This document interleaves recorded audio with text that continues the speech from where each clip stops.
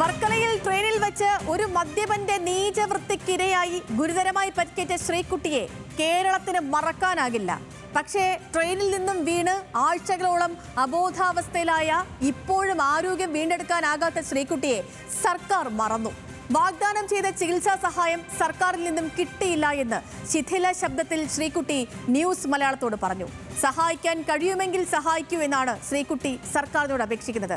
നിലവിൽ മഞ്ചേരിയിലെ ആയുർവേദ ആശുപത്രിയിലെ ചികിത്സാ ചിലവ് കുടുംബം തന്നെയാണ് വഹിക്കുന്നത്. എല്ലാവരെയും പോലെ കാണാനും നടക്കാനും കൈകൾ ചലിപ്പിക്കാനും തനിക്കാഗ്രഹമുണ്ടെന്നും ദീനസ്വരത്തിൽ ശ്രീകുട്ടി പറയുന്നു. തിരുവനന്തപുരത്ത് ആശുപത്രിയിൽ കിടന്നത് എനിക്ക് ഓർമ്മയില്ല. അമൃതയിൽ വന്നപ്പോഴാണ് ഞാൻ കണ്ണ് തുറക്കണത്. കുറച്ച് ബെറ്ററാണ് ഇവിടെ. ഇനി എന്തൊക്കെ ചെയ്യണമെന്നാ വിചാരിക്കുന്നേ? നടക്കണം, കൈ പൊക്കും കണക്കി കൈ പൊക്കണം, ഈ കണ്ണ് തുറക്കണം. എനിക്ക് സന്ധ്യ ആവൂലേ, അപ്പോഴ് മഴക്കോട് വന്ന മട്ടിലാണ് കാണുന്നത്. വിട്ടത്ത് നോക്കിയാലും അതേപോലെയാണ് കാണുന്നത്. സർക്കാരിന്റെ ഭാഗത്തുനിന്ന് എന്തെങ്കിലും സഹായമോ മറ്റൊക്കെ കിട്ടി തുടങ്ങിയോ? പിന്നെ ഇല്ല, എനിക്കതൊന്നും അറിഞ്ഞുകൂടാ. ഇല്ലെന്നാണ് അമ്മ പറഞ്ഞത്. ഇവിടെ വന്ന കഴിഞ്ഞ മാസവും അമ്മ എന്നെ പൈസ കൊടുത്തത്. ശ്രീകുട്ടി മന്ത്രിമാരെ സർക്കാരിന്റെ ആരെങ്കിലും ഒക്കെ കണ്ടിരുന്നോ ഇതുമായി ബന്ധപ്പെട്ട്? ഇല്ല, ആരും കണ്ടിട്ടില്ല. ആരും ശ്രീകുട്ടിയെ കാണാൻ ഇപ്പൊ വന്നതുമില്ല. അവർക്കൊക്കെ അവരവരെ ജോലി, എന്നെ ആര് കാണാവരെ. വരണ്ടേ? വന്നാ വരട്ടെ. അവർക്ക് വരാൻ തോന്നിയാ വരണം. അവർക്ക് തോന്നുന്നില്ലല്ലോ എന്നെ കാണണമെന്ന്. എന്നെ സഹായിക്കാനോ എനിക്ക് ആരോഗ്യം തിരിച്ച് തരാനോ അവർക്ക് തോന്നുന്നില്ലല്ലോ. പിന്നെ എന്ത് പറയാനാ? അവർക്ക് പറ്റുമെങ്കിൽ നിങ്ങൾ എന്നെ സഹായിക്കും, ഇല്ലെങ്കിൽ വേണ്ട. ഞാൻ മരിച്ചു പോയാൽ മരിച്ചു പോട്ടെ, എന്താ പറയാൻ പറ്റുള്ളൂ. അവർക്ക് സഹായിക്കാൻ പറ്റുമെങ്കിൽ തോന്നുവാണെങ്കിലല്ലേ സഹായിക്കാൻ പറ്റുള്ളൂ. ഞാൻ വീണിട്ട് ഇപ്പം 5 മാസം കഴിഞ്ഞ്. അതുവരെ എന്നെ കാണാൻ മന്ത്രിയാവും ഇത് വേറെ ആരും വന്നിട്ടില്ല. ഫോണിൽ സംസാരിച്ചിട്ടുമില്ല? ഇല്ല, ഞാൻ സംസാരിച്ചിട്ടില്ല. എന്നെ ആരും വിളിച്ചിട്ടുമില്ല. അമ്മയൊക്കെ കുഴപ്പമില്ല, ശരിയാവുമെന്നാണ് പറയണത്. പക്ഷെ എൻ്റെ മനസ്സിൽ ഞാൻ എപ്പോഴും ചിന്തിക്കും, ഈ കൈ പൊക്കും പോലെ ഈ കൈ പൊക്കാൻ പറ്റുമോ, എല്ലാവരും നടക്കും പോലെ എനിക്ക് നടക്കാൻ പറ്റുമോ എന്നൊക്കെ. ആ കമ്പിയിൽ പിടിച്ച് നടക്കുമ്പോഴേ ഈ കാലിലെ മുട്ട് വേദനയാണ്. കാല് മരവിച്ചിരിപ്പുണ്ട്. അതുകൊണ്ട് 2-3 ദിവസമായിട്ട് ഞാൻ നടക്കുന്നില്ല. എൻ്റെ കണ്ണൊന്ന് നേരെ തുറന്ന് എല്ലാം കാണണം, അതാണ് വേണ്ടത്. എൻ്റെ ഓർമ്മയൊക്കെ കുറേ പോയി. ഓർമ്മ എൻ്റെ കൂടെ പഠിച്ച പിള്ളേരെ പോലും അറിഞ്ഞുകൂടാ. ആദ്യം എൻ്റെ അമ്മേനെ പോലും അറിഞ്ഞുകൂടായിരുന്നു. പിന്നെയാണ് അമ്മയാണെന്ന് മനസ്സിലായത്. ഇപ്പൊ കൂട്ടുകാരെ ഒന്നും അറിയാൻ പറ്റുന്നില്ല? കുറച്ച് പേരെ ഒന്നും അറിയാൻ വയ്യ. അവരെ ഫോണിലൊക്കെ സംസാരിക്കാറുണ്ടോ? ഇല്ല. വീഡിയോ കോൾ ഒന്നും ചെയ്യാറില്ല? ഇല്ല. അപകടം നടന്നതിന് ശേഷമുള്ള ശ്രീകുട്ടിയുടെ ആദ്യ പ്രതികരണമാണ് ന്യൂസ് മലയാളത്തോട്. ആ പ്രതികരണമാണ് പ്രിയപ്പെട്ട പ്രേക്ഷകർ ഇപ്പോൾ കേട്ടതും. 2025 നവംബർ മാസം 2-ാം തീയതിയാണ് ട്രെയിൻ യാത്രക്കിടെ മദ്യപൻ ചവിട്ടി വീഴ്ത്തിയതിനെ തുടർന്ന് പാലോട് സ്വദേശി ശ്രീകുട്ടിക്ക് ഗുരുതരമായി പരിക്കേറ്റത്. തത്സമയം ഈ വാർത്തയുടെ വിവരങ്ങളുമായി മലപ്പുറത്ത് നിന്ന് ശാന്തകുമാർ വെള്ളാലത്തും തിരുവനന്തപുരത്ത് നിന്ന് സനിസ ശോഭാചന്ദ്രനും ചേരുന്നു. ആദ്യം ശാന്തകുമാർ വെള്ളാലത്തിലേക്കാണ്. ശാന്തകുമാർ, ഞാൻ പറഞ്ഞതുപോലെ കഴിഞ്ഞ വർഷം 2025 നവംബർ മാസം 2-ന് വൈകുന്നേരം കേരള എക്സ്പ്രസിൽ തിരുവനന്തപുരത്തേക്കുള്ള യാത്രക്കിടെ ജനറൽ കമ്പാർട്ട്മെന്റിൽ ഇരിക്കുകയായിരുന്ന ശ്രീകുട്ടി ഈ പുകവലി ചോദ്യം ചെയ്തതിനെ തുടർന്ന് മദ്യപിച്ചെത്തിയ പ്രതി സുരേഷ് കുമാർ കുട്ടിയെ ആ വാതിലിൽ നിന്നും ചവിട്ടി താഴേക്കിട്ടു. വളരെ ഗുരുതരമായി പരിക്കേറ്റതിനു ശേഷം പിന്നീട് തിരുവനന്തപുരം മെഡിക്കൽ കോളേജിൽ ചികിത്സ, അതിനുശേഷം കൊച്ചി അമൃത ആശുപത്രിയിൽ ചികിത്സ, ഇപ്പോൾ മലപ്പുറത്ത് ചികിത്സയിൽ തുടരുകയാണ്. ശ്രീകുട്ടിയുടെ ഈ കഴിഞ്ഞ 5 മാസവും ശ്രീകുട്ടി എങ്ങനെ സർവൈവ് ചെയ്തു എന്ന കാര്യങ്ങൾ സർക്കാർ അന്വേഷിച്ചില്ല എന്നുള്ളത് ദയനീയ സ്വരത്തിൽ ശ്രീകുട്ടി തന്നെ പറഞ്ഞത് നമ്മളിപ്പോൾ കേട്ടു കഴിഞ്ഞതേയുള്ളൂ, നമ്മുടെ പ്രേക്ഷകരും കേട്ടതേയുള്ളൂ. ശ്രീകുട്ടിയോട് കാര്യങ്ങൾ ചോദിച്ചറിഞ്ഞപ്പോൾ ശാന്തകുമാറിന് മനസ്സിലായ കാര്യങ്ങൾ എന്തൊക്കെയാണ്? ശ്രീകുട്ടിയുടെ ആദ്യ പ്രതികരണം കൂടിയാണല്ലോ. സേതു, ആ കുട്ടിയുടെ വാക്കുകളെല്ലാം വേദനിപ്പിക്കുന്നത് തന്നെയാണ്. ആ കുട്ടി അത്രയധികം വിഷമത്തോടു കൂടി നിരാശയോടുകൂടി എന്നൊക്കെ വേണമെങ്കിൽ തന്നെ പറയാം. ഏറെ വേദനിപ്പിക്കുന്നു എന്ന് തന്നെയാണ്. നമുക്കത് കേട്ടിരിക്കുമ്പോൾ, അത് കണ്ടിരിക്കുമ്പോൾ തന്നെ നമുക്ക് തന്നെ ഏറെ വിഷമം തോന്നുന്ന കാഴ്ചകൾ തന്നെയായിരുന്നു ഇന്ന് എനിക്ക് ഉണ്ടായത്. കാരണം ആ കുട്ടി ഒറ്റയ്ക്ക് ആ റൂമിലിരിക്കുന്നതോട് ചികിത്സയുമായി ബന്ധപ്പെട്ട അവിടെ ആണുള്ളത്. മഞ്ചേരിയിലൊരു ആയുർവേദ ആശുപത്രിയിലാണ് ഇപ്പോഴുള്ളത്.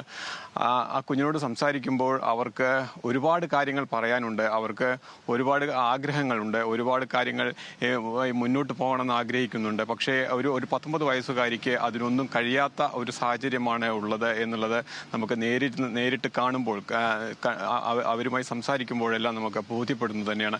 അതിൽ ഏറ്റവും പ്രധാനപ്പെട്ട നേതാവ് സേതു സൂചിപ്പിച്ച പോലെ തന്നെയാണ് ആ കുട്ടിയുടെ വാക്കുകൾ തന്നെ പറയുകയാണെങ്കിൽ സർക്കാരും മറ്റ് സംവിധാനങ്ങൾക്കും ഒക്കെ അവർക്കൊക്കെ ഒരുപാട് തിരക്കുണ്ടായിരിക്കും. അതായിരിക്കും എന്നെ ഒന്നും അന്വേഷിക്കാത്ത, എന്നെ കാണാൻ വരാത്ത എന്ന് പറയുന്നു. ഞാൻ മരിച്ചു പോയിക്കോട്ടെ, അതായിരിക്കും അവരൊക്കെ ചിന്തിക്കുന്നത് എന്ന് പറയുന്നത് പോലെ തന്നെയാണ് ആ കുട്ടിയുടെ പ്രതികരണം ഉണ്ടായത് എന്നുള്ളത് ഏറെ വേദനിപ്പിക്കുന്നതാണ്. 5 മാസം കഴിഞ്ഞു ആ കുട്ടിയെ ചികിത്സ ആരംഭിച്ചിട്ട്.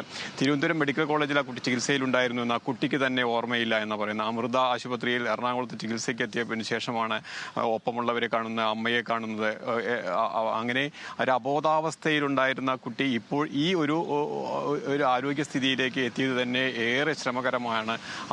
അവർ അത്രയ്ക്കധികം പാടുപെട്ടാണ് ആ നിലയിലേക്ക് എത്തിയിട്ടുള്ളത് എന്ന് തന്നെ പറയാൻ കഴിയും. ആ കുട്ടിയുടെ വാക്കുകളിൽ നിന്ന് എല്ലാം ഉണ്ട്. അത് കേൾക്കേണ്ടവർ കേൾക്കേണ്ടതാണ്. അവർക്കതൊന്ന് എല്ലാം മനസ്സിലാക്കാൻ കഴിയുന്നത് തന്നെയാണ് പ്രതീക്ഷിക്കുന്നത്. കാരണം അത്രയധികം വേദന അനുഭവിക്കുന്ന ഒരു 19-കാരിയാണ്. ആ കുട്ടിയുടെ ഒരു കുഴപ്പം കൊണ്ടുമല്ല അങ്ങനെ ഒരു അപകടത്തിലെത്തുന്നത്, അപകടം സംഭവിച്ചിട്ടുള്ളത്. പ്രേക്ഷകരിലേക്ക് നമ്മൾ എത്തിച്ചില്ല. അത് ശ്രീകുട്ടി തന്നെ പറയുന്നുണ്ടായിരുന്നു, അതിന് നടക്കാൻ പറ്റുന്നില്ല, കാല് നിലത്ത് കുത്താൻ പറ്റുന്നില്ല, കാല് നിലത്ത് കുത്തുമ്പോൾ ഒരു പെരുപ്പ് പോലെ തോന്നുന്നു, ഒരു രീതിയിലും നടക്കാനേ പറ്റുന്നില്ല, കൈ ഉയർത്താൻ പറ്റുന്നില്ല, ഈ കണ്ണ് തുറക്കാൻ പറ്റുന്നില്ല, കണ്ണ് തുറക്കുമ്പോൾ കാണുന്നത് സന്ധ്യാനേരമാണ് തുടങ്ങി ശാരീരിക അവശതകൾ മുഴുവനും പറയുന്നുണ്ടായിരുന്നു ശ്രീകുട്ടി. കുറേ കാലത്തേക്ക് അബോധാവസ്ഥയിലായിരുന്നു, സ്വന്തം അമ്മയെപ്പോലും തിരിച്ചറിയാൻ എനിക്ക് കഴിയുന്നുണ്ടായിരുന്നില്ല എന്നൊക്കെ.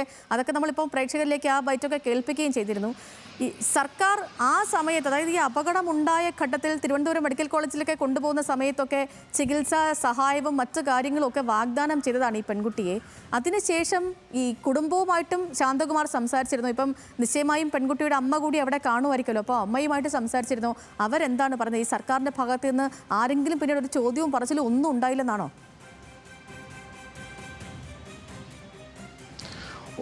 ഒരു തരത്തിലുള്ള അന്വേഷണവും സർക്കാരിന്റെ ഭാഗത്തുനിന്ന് ഉണ്ടായില്ല എന്ന് ഈ ശ്രീകുട്ടിയുടെ അമ്മ തന്നെ പറയേണ്ടത്. ശ്രീകുട്ടിയുടെ അമ്മ ജോലിയുമായി ഇപ്പോൾ ബാംഗ്ലൂരിലാണുള്ളത്. അവർക്ക് ജോലിക്ക് പോയേ മതിയാവൂ. ഈ ചികിത്സയുമായി ബന്ധപ്പെട്ട വലിയ സാമ്പത്തികമായി കണ്ടെത്തേണ്ടതുണ്ട്. അത്തരം കാര്യങ്ങൾ കൊണ്ട് തന്നെ അവർക്ക് ജോലിയിൽ നിന്നും മാറി നിൽക്കാൻ കഴിയില്ല. അവർ ഇപ്പോൾ ബാംഗ്ലൂരിൽ ഒരു ജോലിയിലാണുള്ളത്. അവിടെ നമ്മൾ സംസാരിക്കുമ്പോൾ അവർ പറഞ്ഞത് ആശുപത്രിയിൽ, തിരുവനന്തപുരത്ത് ആശുപത്രിയിൽ ആരോഗ്യമന്ത്രി തന്നെ നേരിട്ട് വന്ന് എല്ലാ സഹായവും വാഗ്ദാനം ചെയ്താണ്. എല്ലാ തരത്തിലുള്ള സഹായവും, ചികിത്സാ സഹായവും നിങ്ങൾക്ക് ഉണ്ടാവുമെന്ന് വാഗ്ദാനം ചെയ്താണ്.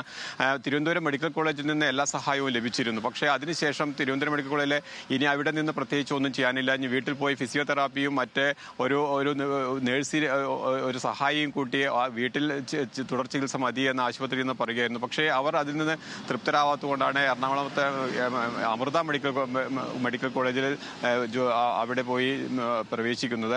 അവിടെ നിന്നാണ് തുടർ ചികിത്സയെല്ലാം ഉണ്ടായത്. അവിടെയും വലിയ തുക അവർക്ക് വന്നു. ഏകദേശം 4 ലക്ഷത്തിലധികം രൂപ അവർക്ക് അവിടെ ചെലവഴിക്കേണ്ടി വന്നു. പക്ഷേ അത് ആശുപത്രിയിൽ ആ പണം നൽകിയത് അമൃതാനന്ദമയി മഠം അവരുടെ ട്രസ്റ്റാണ് ആ പണം അവർക്ക് അങ്ങനെ ഒരു നിർദ്ദേശം നൽകിയപ്പോൾ, ഇല്ലെങ്കിൽ അങ്ങനെ ഒരു അഭ്യർത്ഥന, ഈ ബില്ല് ഇത്ര വലിയ തുകയുണ്ട് എന്ന് ആവശ്യപ്പെട്ട് അമൃതാനന്ദമയി മഠത്തിൽ പോയി അവർ ബില്ല് സമർപ്പിച്ചപ്പോൾ അവിടെ നിന്നും അവർക്ക് പണം നൽകി. ആ പണത്തിൻ്റെ ആ ഒരു ചെക്ക് ആശുപത്രിയിൽ കൊണ്ടുപോയി കൊടുത്തതും ഈ ശ്രീകുട്ടിയുടെ അമ്മയാണെന്ന് അമ്മ തന്നെ നമ്മോട് പറയുകയുണ്ടായി.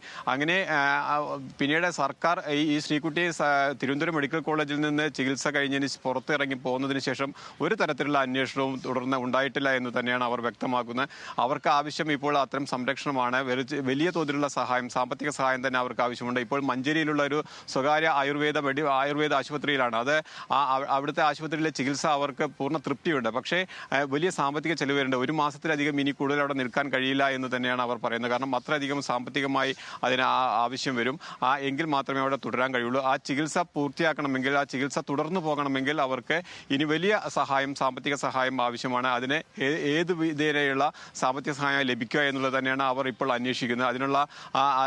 അതിന് പലരുടെയും സഹായം അവർ ചോദിക്കുന്നുണ്ട്. പക്ഷേ നമുക്കറിയാം, സർക്കാർ ഇത്തരത്തിലുള്ള ഒരു സഹായം വാഗ്ദാനം ചെയ്തിട്ടും ഒരു തരത്തിലും പിന്നീട് ഒരു അന്വേഷണമോ ഒരു സഹായം നൽകാനോ അവർ തയ്യാറായിട്ടില്ല. അതിൽ ഈ ശ്രീകുട്ടിയുടെ അമ്മ നമ്മൾ പ്രത്യേകം പറയേണ്ടായി, ഈ ആശുപത്രിയിൽ കടക്കുമ്പോൾ ആകെ വന്നത് മന്ത്രി വി ശിവൻകുട്ടി വന്നിരുന്നു. ശിവൻകുട്ടി വന്ന് അവർക്ക് ഒരു സാമ്പത്തിക സഹായം നൽകി. അത് അവരുടെ വ്യക്തിപരമായ ഒരു സഹായമാണ്, ഒരു സർക്കാർ സഹായമായിട്ടല്ല അവർ പറഞ്ഞു, അതൊരു വ്യക്തിപരമായിട്ടായിരുന്നു. അതിനപ്പുറത്തേക്ക് അവർക്ക് വലിയ ഒരു സാമ്പത്തിക സഹായം ഒരു അധികാര വിഭാഗത്തിൽ നിന്നോ, സർക്കാരിന്റെ മറ്റ് സംവിധാനങ്ങളിൽ നിന്നോ, ആരോഗ്യ വകുപ്പിൽ നിന്നോ, സർക്കാരിന്റെ ഏതെങ്കിലും സംവിധാനങ്ങളിൽ നിന്നോ ഒന്നും അവർക്ക് ലഭിച്ചില്ല എന്നുള്ള വളരെ വിഷമത്തോടു കൂടി തന്നെ, വളരെ ശ്രീകുട്ടിയുടെ ശബ്ദവും ആ മുഖവും അതൊന്നും കണ്ടു നിൽക്കാനും കേട്ടിരിക്കാനും കഴിയുന്നില്ല. ഞാൻ സനിസയിലേക്ക് കൂടി പോകണം. സനിസ, ഇപ്പം ഈ സംഭവം ഉണ്ടായ അന്ന് തന്നെ ഈ വാർത്ത അറിയുകയും അത് റിപ്പോർട്ട് ചെയ്ത ആൾ കൂടിയാണ് സനിസ. ഇപ്പോൾ ഈ ശ്രീകുട്ടിയുടെ അവസ്ഥ നേരിൽ കാണുകയാണ്. ശ്രീകുട്ടിയുടെ സംസാരം നമ്മൾ കേൾക്കുന്നു, ശ്രീകുട്ടിക്ക് പറയാനുള്ളത് കേൾക്കുന്നു, അത് നമ്മൾ പ്രേക്ഷകരിലേക്ക് എത്തിക്കുന്നു. ഈ ഘട്ടത്തിൽ സനിസയ്ക്ക് എന്താണ് പറയാനുള്ളത് അന്നത്തെ ആ ഒരു സംഭവവും ഇപ്പോഴത്തെ ശ്രീകുട്ടിയുടെ അവസ്ഥയും കാണുമ്പോൾ? സിധു, 2025 നവംബർ 2-നാണ് ഈ സംഭവം നടക്കുന്നത്. ആലുവയിൽ നിന്നും തിരുവനന്തപുരത്തേക്ക് കേരള എക്സ്പ്രസിൽ വൈകുന്നേരം യാത്ര ചെയ്യുകയായിരുന്നു ശ്രീകുട്ടി. വർക്കലയിൽ എത്തുമ്പോഴാണ് ഈ മദ്യപനുമായിട്ട്, പ്രതിയായിട്ടുള്ള സുരേഷുമായിട്ട് ഒരു തർക്കമുണ്ടാകുന്നത്. അയാൾ സിഗരറ്റ് വലിച്ചതിനെ ശ്രീകുട്ടിയും കൂടെ ഉണ്ടായിരുന്ന സുഹൃത്തായ അർച്ചനയും ചോദ്യം ചെയ്യുകയായിരുന്നു. ഇതിനെ തുടർന്ന് ഈ മദ്യപിച്ച് ലക്കുകെട്ട ഈ പ്രതിയായിട്ടുള്ള സുരേഷ് ഇവരെ ആദ്യം ശ്രീകുട്ടിയെ ട്രെയിനിൽ നിന്ന് തള്ളിയിടുന്നു. ശ്രീകുട്ടി ട്രെയിനിൽ നിന്ന് താഴേക്ക് വീഴുന്നു. കൂടെയുള്ള അർച്ചനയും തള്ളിയിടാൻ ശ്രമിക്കുന്നു. പക്ഷേ അർച്ചന ബഹളം വെച്ചതിനെ തുടർന്ന് ശങ്കർ പസ്വാൻ എന്ന ഒരു ഇതര സംസ്ഥാന തൊഴിലാളി അവിടത്തേക്ക് എത്തുന്നു. ഇവരെ അർച്ചനയെ രക്ഷിക്കുന്നു. തുടർന്ന് ഇവർ പ്രതിയെ ബോഗിയിൽ ഉണ്ടായിരുന്ന, ലോക്കൽ കമ്പാർട്ട്മെന്റിൽ ഉണ്ടായിരുന്ന ആളുകൾ കൂടി പിടികൂടി റെയിൽവേ പോലീസിനെ ഏൽപ്പിക്കുന്നു. ശ്രീകുട്ടിയെ കണ്ടെത്തി വർക്കലയിലെ തന്നെ ഒരു ആശുപത്രിയിലേക്ക് മാറ്റുന്നു. അവിടെ നിന്ന് ഉടനെ തന്നെ നില ഗുരുതരമാണെന്ന് മനസ്സിലാക്കിയ ഡോക്ടർമാർ ഈ ജീവൻ രക്ഷാ ഉപകരണങ്ങളുടെ സഹായത്തോടു കൂടി തന്നെ ആംബുലൻസിൽ തിരുവനന്തപുരം മെഡിക്കൽ കോളേജിലേക്ക് ശ്രീകുട്ടിയെ എത്തിക്കുന്നു. അന്ന് തന്നെ ശ്രീകുട്ടിയെ തീവ്രപരിചരണ വിഭാഗത്തിൽ വെന്റിലേറ്ററിൽ ചികിത്സിക്കുന്ന ഒരു സാഹചര്യമാണ് ഉണ്ടായത്. തലച്ചോറിനും അതുപോലെ തന്നെ തോളെല്ലിനും ഗുരുതരമായി പരിക്കേറ്റ നിലയിലായിരുന്നു ശ്രീകുട്ടിയെ തിരുവനന്തപുരം മെഡിക്കൽ കോളേജിൽ പ്രവേശിപ്പിച്ചത്. തുടർന്ന് 54 ദിവസം ഡിസംബർ 25 വരെ ശ്രീകുട്ടി ചികിത്സയിലായിരുന്നു. അതിൽ അവസാന നാളുകൾ വരെ ശ്രീകുട്ടി വെന്റിലേറ്ററിൽ തുടരുന്ന ഒരു സാഹചര്യമായിരുന്നു. ഈ തലച്ചോറിന്റെ ഏറ്റവും ഉള്ളിലായി ഏറ്റ ഈ ക്ഷതം അത് ഗുണപ്പെടുത്താൻ കഴിയാത്ത ഒരു സാഹചര്യത്തിലായിരുന്നു ചികിത്സ മുന്നോട്ട് പോയത്. അവസാനം ഈ ക്ഷതത്തിൽ ഒരു മാറ്റം കണ്ടതിനെ തുടർന്ന്, ഒരു ബെറ്റർ ട്രീറ്റ്മെന്റിലേക്ക് മാറിയതിനെ തുടർന്ന് ശ്രീകുട്ടിയെ ലോക്കൽ ആശുപത്രിയിലേക്ക് ഡിസ്ചാർജ് ചെയ്യുകയായിരുന്നു. അതിന്റെ അടിസ്ഥാനത്തിൽ മുഖ്യമന്ത്രിയുടെ തിരുവനന്തപുരം മെഡിക്കൽ കോളേജിലെ ചികിത്സ മുഴുവനായിട്ടും സൗജന്യമായിട്ടാണ് നൽകിയത് എന്നാണ് നമ്മുടെ ആരോഗ്യ വകുപ്പ് അതുപോലെ തന്നെ തിരുവനന്തപുരം മെഡിക്കൽ കോളേജിലെ അധികൃതരും അറിയിക്കുന്നത്. തുടർന്ന് കൊച്ചിയിലെ അമൃത ഹോസ്പിറ്റലിലേക്ക് മാറ്റുകയായിരുന്നു. അവിടെ നിന്നാണ് ഈ ശ്രീകുട്ടിയുടെ ഓഫ്തോളജി അതുപോലെ തന്നെ ദഹനം അതുപോലെ തന്നെ ഈ ന്യൂറോ വിഭാഗത്തിന്റെയും ഒക്കെ ചികിത്സ നടക്കുന്നത്, ഗാസ്ട്രോളജിയുടെ ഒക്കെ ചികിത്സ നടക്കുന്നത്. തുടർന്നാണ് ശ്രീകുട്ടി സംസാരിക്കാനും ഭക്ഷണം സ്വയം കഴിക്കാനും അതുപോലെ തന്നെ ചെറുതായി നടക്കാനും ഒക്കെ തുടങ്ങുന്നത്. ശേഷം ഇപ്പോൾ മലപ്പുറം മഞ്ചേരിയിലുള്ള ഒരു ആരോഗ്യ വൈദ്യശാലയിലാണ് ചികിത്സ തുടരുന്നത്. ഫിസിയോതെറാപ്പിയാണ് കൂടുതലായിട്ടും ചെയ്യുന്നത്. അവിടെ നിന്നുള്ള കാഴ്ചകളാണ് നമ്മൾ കണ്ടതും ഈ ശ്രീകുട്ടി പറയുന്നതാണ് നമ്മൾ കേട്ടതും. ആ പ്രതികരണം ഒരിക്കൽ കൂടി പ്രേക്ഷകരിലേക്ക്. തിരുവനന്തപുരത്ത് ആശുപത്രിയിൽ കിടന്നത് എനിക്ക് ഓർമ്മയില്ല. അമൃതയിൽ വന്നപ്പോഴാണ് ഞാൻ കണ്ണ് തുറക്കണത്. കുറച്ച് ബെറ്ററാണ് ഇവിടെ. ഇനി എന്തൊക്കെ ചെയ്യണമെന്നാ വിചാരിക്കുന്നേ? നടക്കണം, കൈ പൊക്കും കണക്കി കൈ പൊക്കണം, ഈ കണ്ണ് തുറക്കണം. എനിക്ക് സന്ധ്യ ആവൂലേ, അപ്പോഴ് മഴക്കോട് വന്ന മട്ടിലാണ് കാണുന്നത്. വിട്ടത്ത് നോക്കിയാലും അതേപോലെയാണ് കാണുന്നത്. സർക്കാരിന്റെ ഭാഗത്തുനിന്ന് എന്തെങ്കിലും സഹായമോ മറ്റൊക്കെ കിട്ടി തുടങ്ങിയോ? പിന്നെ ഇല്ല, എനിക്കതൊന്നും അറിഞ്ഞൂടാ. ഇല്ലെന്നാണ് അമ്മ പറഞ്ഞത്. ഇവിടെ വന്ന കഴിഞ്ഞ മാസവും അമ്മ എന്നെ പൈസ കൊടുത്തത്. ശ്രീകുട്ടി മന്ത്രിമാരെ സർക്കാരിന്റെ ആരെങ്കിലും ഒക്കെ കണ്ടിരുന്നോ ഇതുമായി ബന്ധപ്പെട്ട്? ഇല്ല, ആരും കണ്ടിട്ടില്ല. ആരും ശ്രീകുട്ടിയെ കാണാൻ ഇപ്പൊ വന്നിട്ടൊന്നുമില്ല? വന്നതുമില്ല. അവർക്കൊക്കെ അവരവരെ ജോലി, എന്നെ ആര് കാണാവരെ. വരണ്ടേ? വന്നാ വരട്ട്. അവർക്ക് വരാൻ തോന്നിയാ വരണം. അവർക്ക് തോന്നുന്നില്ലല്ലോ എന്നെ കാണണമെന്ന്. എന്നെ സഹായിക്കാനോ എനിക്ക് ആരോഗ്യം തിരിച്ച് തരാനോ അവർക്ക് തോന്നുന്നില്ലല്ലോ. പിന്നെ എന്ത് പറയാനാ? അവർക്ക് പറ്റുമെങ്കിൽ നിങ്ങൾ എന്നെ സഹായിക്കും, ഇല്ലെങ്കിൽ വേണ്ട. ഞാൻ മരിച്ചു പോയാൽ മരിച്ചു പോട്ടെ, എന്താ പറയാൻ പറ്റുള്ളൂ. അവർക്ക് സഹായിക്കാൻ പറ്റുമെങ്കിൽ തോന്നുവാണെങ്കിലല്ലേ സഹായിക്കാൻ പറ്റുള്ളൂ. ഞാൻ വീണിട്ട് ഇപ്പം 5 മാസം കഴിഞ്ഞ്. അതുവരെ എന്നെ കാണാൻ മന്ത്രിയാവും ഇത് വേറെ ആരും വന്നിട്ടില്ല. ഫോണിൽ സംസാരിച്ചിട്ടുമില്ല? ഇല്ല, ഞാൻ സംസാരിച്ചിട്ടില്ല. എന്നെ ആരും വിളിച്ചിട്ടുമില്ല. അമ്മയൊക്കെ കുഴപ്പമില്ല, ശരിയാവുമെന്നാണ് പറയണത്. പക്ഷെ എൻ്റെ മനസ്സിൽ ഞാൻ എപ്പോഴും ചിന്തിക്കും, ഈ കൈ പൊക്കും പോലെ ഈ കൈ പൊക്കാൻ പറ്റുമോ, എല്ലാവരും നടക്കും പോലെ എനിക്ക് നടക്കാൻ പറ്റുമോ എന്നൊക്കെ. ആ കമ്പിയിൽ പിടിച്ച് നടക്കുമ്പോഴേ ഈ കാലിലെ മുട്ട് വേദനയാണ്. കാല് മരവിച്ചിരിപ്പുണ്ട്. അതുകൊണ്ട് 2-3 ദിവസമായിട്ട് ഞാൻ നടക്കുന്നില്ല. എൻ്റെ കണ്ണൊന്ന് നേരെ തുറന്ന് എല്ലാം കാണണം, അതാണ് വേണ്ടത്. എൻ്റെ ഓർമ്മയൊക്കെ കുറേ പോയി. ഓർമ്മ എൻ്റെ കൂടെ പഠിച്ച പിള്ളേരെ പോലും അറിഞ്ഞൂടാ. ആദ്യം എൻ്റെ അമ്മേനെ പോലും അറിഞ്ഞുകൂടായിരുന്നു. പിന്നെയാണ് അമ്മയാണെന്ന് മനസ്സിലായത്. ഇപ്പൊ കൂട്ടുകാരെ ഒന്നും അറിയാൻ പറ്റുന്നില്ല? കുറച്ച് പേരെ ഒന്നും അറിയാൻ വയ്യ. അവരെ ഫോണിലൊക്കെ സംസാരിക്കാറുണ്ടോ? ഇല്ല. വീഡിയോ കോൾ ഒന്നും ചെയ്യാറില്ല? ഇല്ല.